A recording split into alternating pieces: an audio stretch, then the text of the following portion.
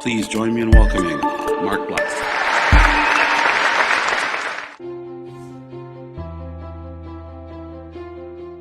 I like people to ask themselves this question whenever things get difficult.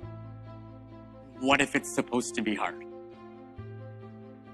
What if your work, what if your life, what if it's supposed to be hard?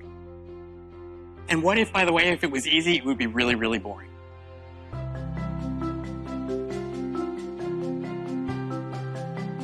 Change is constant, it's getting faster, and people are struggling to keep up. And so part of what I'm trying to do is help them to let go of what is gone because it's gone, and then help them to be forward focused. My objective here is to help you shorten the gap between reaction and action. Because what we all do is we have that initial reaction, and then there's that period of frustration, anger, bitterness, whatever, all those, negative emotions. And then finally we say, okay, now what am I going to do? The shorter you can make that gap, the more effective you become. See, most of us think that if we could just make it easier, it would be better.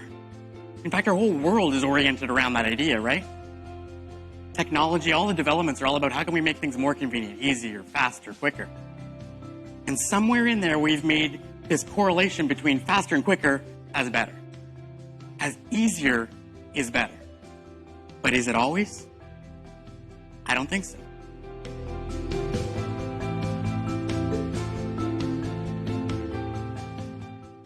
How many of us have had a moment in our lives where we knew after today, everything's going to be different? What if I told you today that you had 1 year left to live? What would you do? We have a split-second moment. I look up at my mom. She looks down at me. We both know whatever we're about to say may be the last things we say. And I say, Mom, I'll see you soon. And then we wheel me away. But I remember waking up about 5 days after the transplant and realizing that my life had been changed. I could feel somebody else's heart beating in my chest. I could breathe normally for the first time in my life.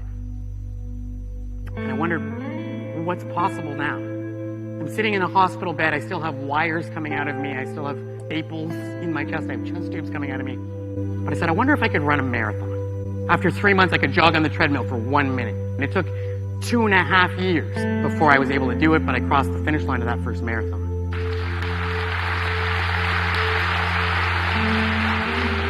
I tell you that story not to say, wow, look what Mark did, but hopefully to have you asking yourself, if he can do that, what can I do? It's just a choice. And I think a lot of people don't know that it's just a choice. And I think for our people here that day, I think they looked at Mark, and rightly so, with a fair degree of awe, and thinking, wow, if a fellow who had faced the challenges that he had already faced could make that choice, I guess I can make some choices too. You don't run a marathon all at once, you run it one step at a time, just like life. So start today. A 45-minute keynote doesn't change the world. We know that it doesn't completely change an organizational culture.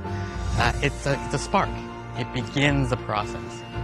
But from there, it's about creating real, lasting impact so that we can reinforce the new habits, the new strategies, the new mindsets that are introduced in the keynote presentation and make sure that they are applied long-term.